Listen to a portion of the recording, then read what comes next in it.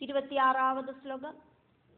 ஜிஹ்வோபஸ்தரசோ ராஜன் பசுயோனிஷு வர்த்ததே ஞானம் மானுஷதேஹே வை நான்யாசு ச குயோனிஷு.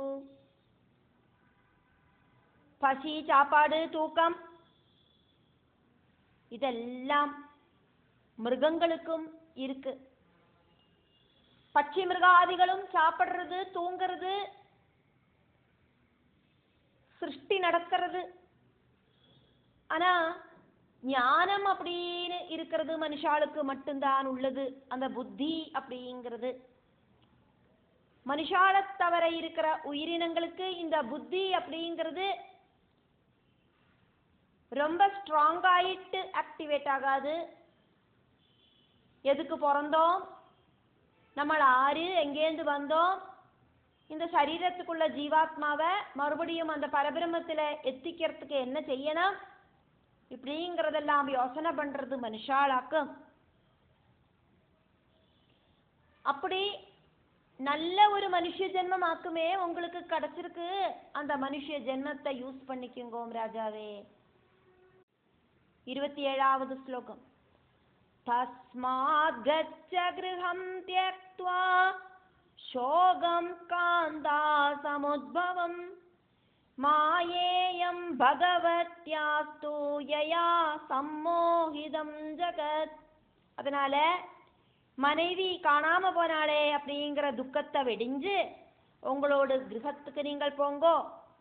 இந்த உலகத்தை ரொம்ப ரொம்ப அட்ராக்ட் செய்யற மாயாதேவியோடு திருவிளையாடலாக்கும் இதெல்லாம் அப்படின்னு நான் புரிஞ்சுக்குங்கோம் ராஜாவே அப்படின்னு பிராமணனோடு ரூபத்துல இருக்கிற பகவான் ஸ்ரீஹரி அந்த ராஜா கிட்ட சொன்னார். 28வது ஸ்லோகம்.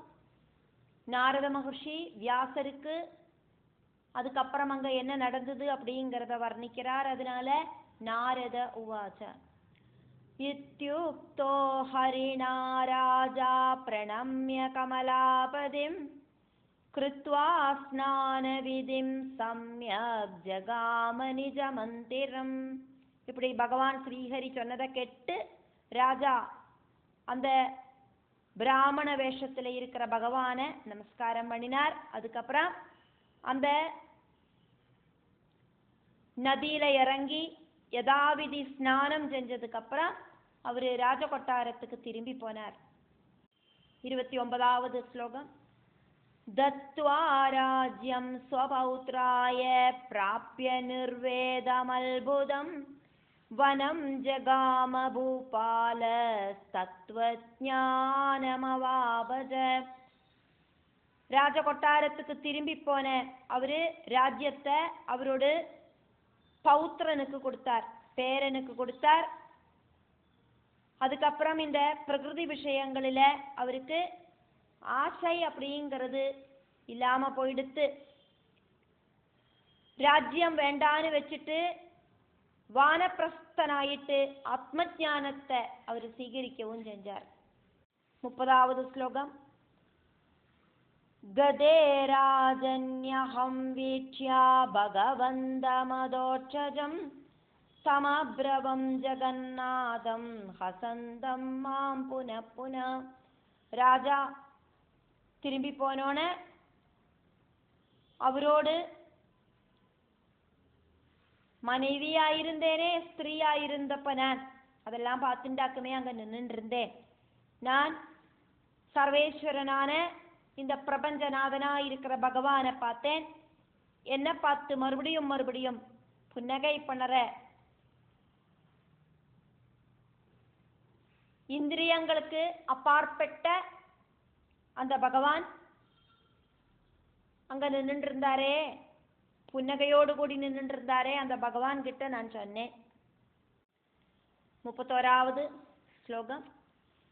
வஞ்சிதோஹம் த்வயா தேவா ஞாதம் மாயாபலம் மஹத் ஸ்மராமி சரிதம் சர்வம் ஸ்ரீதேஹே யத்கிருதம் மயா. பகவானே நாராயணா, நீங்கள் என்ன ஏமாத்திட்டேன். ரொம்ப ரொம்ப சிரேஷ்டமாயிருக்கிற அந்த மாயா சக்தி என்னவாக்கும் அப்படின்னு நான் தெரிஞ்சுட்டு விட்டேன். ஸ்திரீ சரீரம் கிடைச்சு நான் அனுபவிச்சதெல்லாம் இப்ப எனக்கு ஞாபகத்துக்கு வருது. 32வது ஸ்லோகம். ப்ரூஹி மே தேவ தேவேஷா பிரவிஷ்டோஹம் சரோவரே விகதம் பூர்வ விஜ்ஞானம் ஸ்நானாதேவ கதம் ஹரே. ஸ்நானாத் ஏவ கதம் ஹரே. தேவர்களோடெல்லாம் தேவா, நான் இந்த நதியில இறங்கி ஸ்நானம் செஞ்ச உடனே என்னோடு நான் ஆராக்கும் அப்படிங்கிற ஞானம் எப்படி போயிடுத்து, நான் நாரத மகர்ஷி ஆக்கும் அப்படிங்கிற ஞானம் எனக்கு எப்படி போச்சு, അതൊന്ന് എനിക്ക് ചൊല്ലിത്തരുങ്കോ. 33வது ശ്ലോകം. യോഷിദ്ദേഹം സമാസാദ്യ മോഹിതോഹം ജഗദ്ഗുരോ പദിം പ്രാപ്യ നൃപശ്രേഷ്ഠം പുലോമി വാസവം യഥാ. ജഗദ്ഗുരോ, സ്ത്രീരൂപം പ്രാപിച്ച ഞാൻ பலவித ஆக்ரகங்கள் இருக்கிறவளாயிட்டு தீர்ந்தேன்.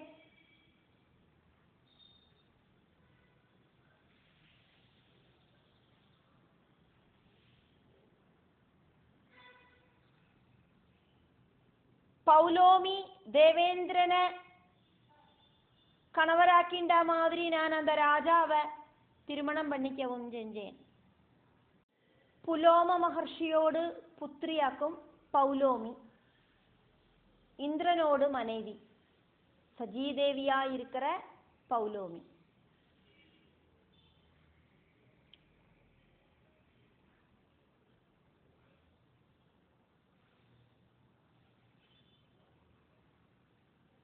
அந்த பௌலோமி தேவேந்திரனை கணவராயிட்டு ஸ்வீகரிச்ச மாதிரி நான் இந்த ராஜாவை கணவராயிட்டு ஸ்வீகரிச்சேன். 34வது ஸ்லோகம். மனஹா தது ஏவ தது சித்தம். மனஸ்ததேவ தச்சித்தம் தேஹ சஜ புராதனா லிங்கம் ததேவ தேவேஷா ஸ்மிருதேர் நாசகதம் ஹரே. என்னோட மனசு அதேதான், என்னோட சித்தமும் அதேதான், ஸ்தூல தேகவும் சூக்ஷ்ம தேகவும் அதேதான். அப்படி இருக்கிறத என்னோட பூர்வ ஸ்மிருதி அப்படிங்கிறது எப்படி நசிச்சு போச்சு. 35வது ஸ்லோகம். விஸ்மயோயம் மகான்மேத்ர ஞானநாசம் பிரதி பிரபோ கதயாத்யரமாகாந்தா காரணம் பரமம் சயது. பிரபோ, பகவானே, இந்த ஞான நாசத்தை சம்பந்திச்சு எனக்கு அதிசயம் தோணுறது. லக்ஷ்மி பகவதியோடு கணவராயிருக்கிற ரமாகாந்தா அதனோட காரணம் என்னவாக்கும் அப்படின்னு டீட்டெயில் ஆயிட்டு எனக்கு சொல்லி தாருங்கோ. 36வது ஸ்லோகம். நாரி தேஹம் மயா பிராப்ய புக்தா போகாஹ்யநேகஷா சுராபானம் கிருதம் நித்யம் விதிஹீனம் ச போஜனம். ஸ்திரீ சரீரம் ஸ்வீகரிச்ச நான் ரொம்ப ரொம்ப சந்தோஷங்களை அனுபவிச்சேன். டெய்லி பலவிதமான உணவுகளை சாப்பிட்டேன், எனக்கு பிடிச்சதெல்லாம் நான் சாப்பிட்டேன். அதே மாதிரி மனசுக்கு சந்தோஷம் கொடுக்க கூடினதான விஷயங்களை எல்லாம் செஞ்சேன். 37வது ஸ்லோகம். மயா தது ஏவ ந ஞாதம் மயா ததேவ ந ஞாதம் நாரதோஹமிதி ஸ்புடம் ஜானாம்யத்ய யதா சர்வம் விவிக்தம் ந ததா ததா. நான் நாரதனாக்கும் அப்படிங்கிற நினைப்பு எனக்கு உண்டாகலை. இப்ப ஆகட்டும், ஸ்திரீயா இருந்தப்ப நான் செஞ்ச செய்கைகள் எல்லாம் எனக்கு இப்ப ஞாபகத்துக்கு வருது. ஆனா அந்த அவஸ்தையில நான் நாரதனாக்கும் அப்படிங்கிற ஞாபகம் ஒன்றும் எனக்கு உண்டாகலை. அது எதனால? இப்போ எனக்கு நான் ஸ்திரீயாயிட்டு இருந்தப்ப இருக்கிற ஞாபகம் எல்லாம் வருது. ஆனா நான் ஸ்திரீயாயிட்டு இருந்தோன்னே நான் நாரதராக்கும் அப்படிங்கிற ஞாபகம் எனக்கு வரலை. அது எதனால? அதுக்கு பகவான் விஷ்ணு நாரதருக்கு பதில் சொல்றார். அதனால விஷ்ணு உவாச்ச விஷ்ணுருவாச்ச 38வது ஸ்லோகம். பஷ்ய நாரத மாயாவி விலாசோயம் மகாமதே தேஹேஷு சர்வஜந்தூனாம் தசாபேதாஹ்யநேகஷா.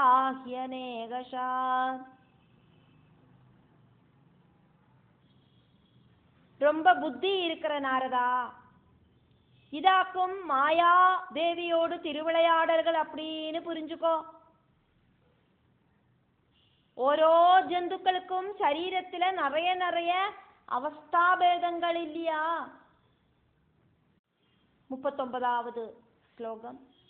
ஜாக்ர சொப்ன சுஷுப்திஸ்ச துரியா தேகினாம் தசா ததா தேஹாந்தரே பிராப்தே சந்தேஹ கீதிருஷ புனா. ஒரே சரீரத்தில் இருக்கிற அவஸ்தாபேதங்கள் நிறைய உண்டுன்னு உனக்கு தெரியாதா? ஜாகிரத அவஸ்தை, சொப்ன அவஸ்தை, சுஷுப்தி அவஸ்தை, துரியம் அப்படிங்கிறது. வேற ஒரு சரீரம் கிடைக்கிறதையும் இந்த அவஸ்தாபேதங்கள் இல்லாமகிறதா? அப்புறம் உனக்கு என்னத்துக்காக்கும் இந்த மாதிரி சந்தேகங்கள் எல்லாம் வருது? 40வது ஸ்லோகம். சுப்தோ நரோ ந ஜானாதி ந ஸ்ருணோதி வதத்யபி புனః பிரபுத்தோ ஜானாதி சர்வம் ஞாதமசேஷதா. தூங்கின்னு இருக்கிறவன் ஒன்னும் தெரிஞ்சுக்கிறது இல்லை, ஒன்னும் கேட்டுக்கிறதும் இல்லை, ஒன்னும் சொல்லறதும் இல்லை. தூங்கி எந்திருக்கிறதையாக்க அவனுக்கு எல்லாம் எல்லாம் ஞாபகத்துக்கு வருது. தூங்கறதுக்கு முன்னால அவன் எப்படி இருந்தானோ, என்ன பேசினானோ, எப்படி அவனோட அப் டு டேட் வேலைகளை செஞ்சுட்டு இருந்தானோ அதெல்லாம் தூங்கி எந்திருந்த அப்புறமாக்கும் அவனுக்கு மறுபடியும் ஞாபகம் வருது. தூக்கத்துல அவனுக்கு அவன் செஞ்ச வேலைகள் ஒன்றும் தெரியாது. இந்த உலகத்துல எல்லாரும் தூங்குறா. தூங்கின்னு இருக்கிறவா ஆரும் நான் டாக்டராக்கும், நான் டீச்சராக்கும், நான் ஸ்டூடெண்ட் ஆக்கும், நான் என்ஜினியர் ஆக்கும் இப்படின்னு ஒன்றும் தெரிஞ்சுட்டு தூங்க மாட்டா. தூங்கின்னு இருக்கிற அவஸ்தையில எல்லாரும் ஒரே மாதிரியாக்கும். தூக்கத்திலேருந்து முழிச்சாலாக்கும் இந்த உலகம் அப்படிங்கிறது அவளுக்கு உண்டாகிறது. 41வது ஸ்லோகம். நித்ரயா சால்யதே சித்தம் பவந்தி சொப்ன சம்பவா நானாவிதா மனோபேதா மனோபாவாஹ்யநேகஷா. தூக்கம் காரணமாயிட்டு மனசு அப்படிங்கிறது பல இடத்துக்கு ஓடி நடக்கத்தான் செய்றது. சொப்னங்கள் அப்போது உண்டாகிறது. பலதரத்தில் இருக்கிற மனோபாவங்கள் உண்டாகிறது. அந்த மனோபேதங்களும் உண்டாகிறது. அப்படி பல விஷயங்களும் தூக்கத்திலேயும் சம்பவிக்கிறது. 42வது ஸ்லோகம். கஜோ மாம் ஹந்து மாயாதி ந சக்தோஸ்மி பலாயனே கிம் கரோமி நமே ஸ்தானம் யத்ர கச்சாமி சத்வரா. ஆனை குத்தி கொல்லறதுக்கு வரது, எனக்கு ஓடுறதுக்கு முடியலை, நான் என்ன செய்வேன், எனக்கு வேகம் நகர்ந்து நடக்கணும், எனக்கு முடியலை இப்படின்னு எல்லாம் சொப்னத்துல நம்ம பார்த்து பயந்து போமே. 43வது ஸ்லோகம். பிதாமஹம் ததா சொப்னே பஷ்யதி ஸ்வக்ருஹாகதம் സംയോഗസ്തേന വാർത്താജ ഭോജനം സഹമന്യതേ.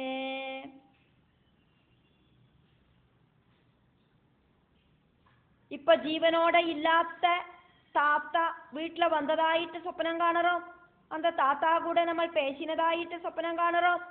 இறந்து போனவர் உயிரோடு கூட்டிட்டு வந்த மாதிரி பார்த்துட்டு அவரோடு கூட உட்காந்து சாப்பிடுறோம். இப்படின்னெல்லாம் நம்ம சொப்பனம் காண்றது இல்லையா நாரதா? 44வது ஸ்லோகம். பிரபுத்தகலு ஜானாதி சொப்னே திருஷ்டம் சுகாசுகம் ஸ்மிருத்வா சர்வம் ஜனேபியஸ்து விஸ்தராத் பிரவதத்யவி. இப்படி சுக துக்கங்கள் கூடி சேர்ந்த சொப்னங்கள் மனுஷாளுக்கு உண்டாகிறது. ஆனா சொப்னத்துல உண்டான அந்த சுக துக்க அனுபவங்கள் தெரியறது எப்போ? முழிக்கிறதையாக்கும் நமக்கு தோணுறது, அடடா இത്ര நேரம் நம்ம பார்த்ததெல்லாம் சொப்பனமாயிருந்ததே. എന്നിട്ട് அந்த சொப்பனத்தில் இருக்கிற விஷயங்களை எல்லாம் ஞாபகத்துக்கு கொண்டு வந்து நம்ம அடுத்தவாகிட்ட சொல்லவும் செய்யறோம். இப்படியெல்லாம் சொப்பனத்தை கண்டு நான் பயந்தேன், இப்படியெல்லாம் சொப்பனத்தை கண்டு நான் குஷியா இருந்தேன், இப்படியெல்லாம் சொப்பனத்தை பார்த்து எனக்கு அழுக வந்தது, இப்படின்னு எல்லாம் அடுத்தவாகிட்ட சொல்லி நம்ம அதை விஸ்தாரமாயிட்டு சொல்லவும் செய்யறோம். 45வது ஸ்லோகம். स्वप्ने कोऽपि न जानाति भ्रमोऽयमिति निश्चया यदा तदैव विभवो मायाया दुर्गम किल. சொப்பனம் கண்டுருக்கிறத அതൊരു பிரமமாக்கும்னு ஆருக்கும் தெரியறதில்லை. அப்ப அதெல்லாம் உண்மை மாதிரியாக்கும் தோணுறது. அதாக்கும் மாயை. அந்த மாயையோடு திருவிளையாடல் அப்படின்னு சொல்றது அதாக்கும். அனுபவ அவஸ்தையில சத்தியம் அப்படிங்கிறத தோண வைக்கிறது. ஆனா உண்மையல்லாத ஒரு விஷயமாக்கும் சொப்பனம் அப்படிங்கிறது. அதே மாதிரி தான் உங்களுக்கு உண்டான இப்போ இருக்கிற இந்த அவஸ்தையும். இல்லாததை இருக்குன்னு தோணுறது, இருக்கிறதை இல்லாததுன்னு தோணுறது, அதுதான் இந்த சொப்பனம். அதே மாதிரிதான் இந்த வாழ்க்கையும் உள்ளது. ஜனனத்திலேருந்து மரணம் வரைக்குமான நம்மளோட வாழ்க்கையாக்கும் ஜீவிதம் வாழ்க்கை. அந்த ஜனனத்திலேருந்து மரணம் வரைக்குமான காலகட்டத்துல நம்ம பலதும் அனுபவிக்கிறோம். நல்லதும் அனுபவிக்கிறோம், கெட்டதும் அனுபவிக்கிறோம், சுகம் அனுபவிக்கிறோம், துக்கம் அனுபவிக்கிறோம். நம்ம பலரோடு கூடி சேர்ந்து இருக்கோம், பலரோடு கூட சண்டை போடுறோம், பலரோடு கூட நமக்கு வித்வேஷம் உண்டாகிறது. இப்படி பலதும் நமக்கு சம்பவிக்கிறது. ஒரு ட்ரெயின் யாத்திரையில ஒரு ஸ்டேஷன்ல நம்ம ஏறுறோம், அங்க உட்காந்துக்கிறோம். நமக்கு போக வேண்டிய ஸ்டேஷன் வரைக்கும் அந்த கம்பார்ட்மெண்ட்ல நிறைய பேர் ஏறிண்டு வரா, நிறைய பேர் இறங்கி போறா. நம்மளோட இடம் வரத்தை நம்ம இறங்கி போவோம், அவ்வளவுதான். இത്രதான் உள்ளது இந்த வாழ்க்கை அப்படின்னு பகவான் நாரதருக்கு விஸ்தரிக்கிறார். 46வது ஸ்லோகம்.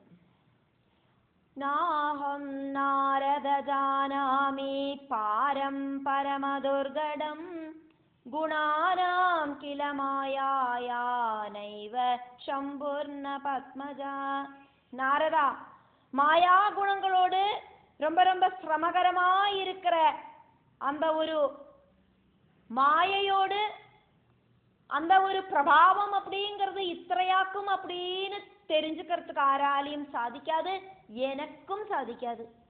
அதே மாதிரியாக்கும் பிரம்மாவுக்கும் சாதிக்காது, ருத்ரனுக்கும் சாதிக்காது. மாயாதேவியோடு அந்த திருவிளையாடல்கள், அதோடு மகிமை அப்படிங்கிறது எத்திரையாக்கம் இருக்கு அப்படின்னு ஆராலையும் கண்டுபிடிக்கிறதுக்கு சாதிக்காது நாரதா. 47வது ஸ்லோகம். கோன்யோ ஞாதும் சமர்த்தோ பூன் மானவோ மந்ததி புனா மாயா குணபரிஜ்ஞானம் ந கஸ்யாபி பவேதிஹா. பின்ன எப்படியாக்கும் சாதாரணக்காரனா இருக்கிற மனுஷனுக்கு தெரிஞ்சுக்கிறதுக்கு சாதிக்கும்.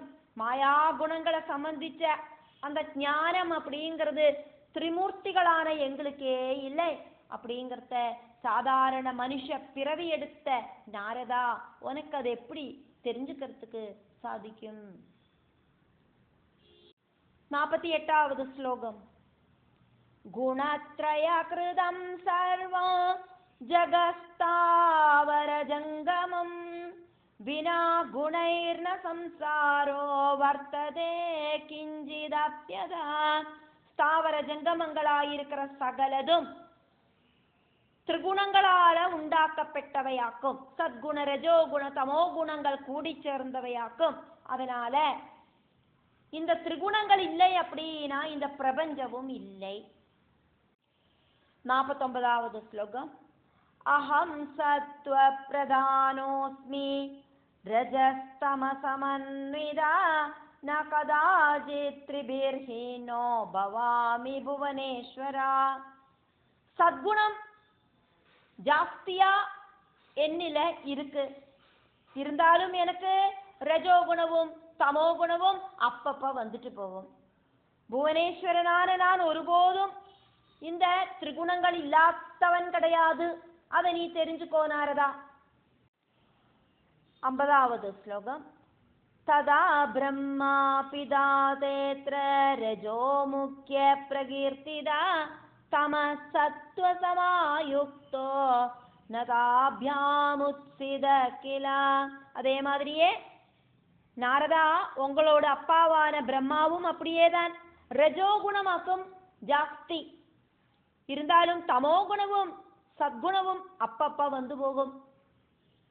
51வது ஸ்லோகம். சிவஸ்ததா தமோ முக்கியோ ரஜசத்வ சமாவிருதா குணத்ரய விஹீனஸ்தோ நைவ கோபிமயா சுதா. ஸ்ரீருத்ரனும் அதே மாதிரியே தான் தமோ குணமாக்கும் ஜாஸ்தி, இருந்தா கூட அவருக்கும் சத்குணமும் ரஜோகுணமும் அப்பப்ப வந்து போகும். சத்குணம் ரஜோகுணம் தமோ குணம் இது மூணும் கூடி சேர்ந்தவாளாக்கும். எல்லாரும் ஏதாவது ஒரு குணம்தான் உள்ளது ஒருத்தருக்கு அப்படின்னு இந்த பூ உலகத்துல ஆரும் இல்லை. இந்த பிரபஞ்சத்துக்குள்ள இருக்கிறவாளுக்கெல்லாம் 3 குணங்களும் கூடி சேர்ந்துதான் இருக்கு. சிலவாளுக்கு சத்குணம் ஜாஸ்தி இருக்கு, சிலவாளுக்கு ரஜோகுணம் ஜாஸ்தி இருக்கு, சிலவாளுக்கு தமோ குணம் ஜாஸ்தி இருக்கு. இந்த 3 குணங்கள் ஈக்குவலான அவஸ்தை இருக்கிறவா இந்த பிரபஞ்சத்துல இல்லை. இந்த பிரபஞ்சத்துக்கு அப்பாற்பட்ட ஸ்தானத்திலேயாக்கும் சத்குண ரஜோகுண தமோ குணங்கள் ஈக்குவலான அவஸ்தையில உள்ளது. அந்த அவஸ்தையில எத்தி சேர்ந்தானாக்கா அதுக்கப்புறமா துவைத பாவம் அப்படிங்கிறது இல்லை, பிரகிருதி அப்படிங்கிற விஷயம் அங்க இல்லை. இதெல்லாம் தெரிஞ்சுக்கோ நாரதா. 52வது ஸ்லோகம். தஸ்மான் மோஹோ ந கர்த்தவ்ய சம்சாரேஸ்மின் முனீஸ்வரா மாயா விநிர்மிதே அசாரே அபாரே பரமதுர்கடே. மாயா விநிர்மிதே சாரே பாரே பரமதுர்கடே. அதனால முனிஸ்ரேஷ்டா நாரத முனே, இந்த பிரபஞ்சத்துல நீங்கள் இருக்கே, இந்த பிரபஞ்சத்துல நீங்கள் இருந்தானாலும் நீங்கள் இந்த மாயா வலையில சிக்கிக்க வேண்டாம். மாயா நிர்மிதமான இந்த பிரபஞ்சம் ரொம்ப ரொம்ப நிஸ்சாரமாக்கும், அபாரமாக்கும், பரம துர்கடவுமாக்கும். நீங்கள் மாயாதேவியோட திருவிளையாடல்களை தெரிஞ்சுக்கணும் சொன்னதால உங்களுக்கு அந்த ஸ்திரீ பாவத்தை கொடுத்து அதெல்லாம் நான் புரிய வச்சேன், அவ்வளவுதான். 53வது ஸ்லோகம். திருஷ்டா மாயா த்வயா தேவ புக்தா போகாஹ்யநேகஷா கிம் ப்ருச்சசி மகாபாகா தஸ்யாச்சரிதமல்புதம். தஸ்ய ஆச்சரிதம் அல்புதம். நீங்கள் இப்போ மாயைய பார்த்துட்டு நிறைய நிறைய விஷயங்களை அனுபவிச்சு ஆச்சரியகரமாயிருக்கிற இந்த மாயையோடு திருவிளையாடலை சம்பந்திச்சு இனி உங்களுக்கு எங்கிட்ட டவுட்டு கேட்கறதுக்கு என்ன இருக்கு அப்படின்னு பகவான் விஷ்ணு எங்கிட்ட கேட்டார் அப்படின்னு நாரத மகர்ஷி வியாசர்கிட்ட வர்ணிச்சதையாக்கும் நம்ம பார்த்தோம். இப்படி சொல்லிட்டு ஷஷ்ட ஸ்கந்தத்துல 30வது அத்தியாயம் முடிவடைகிறது.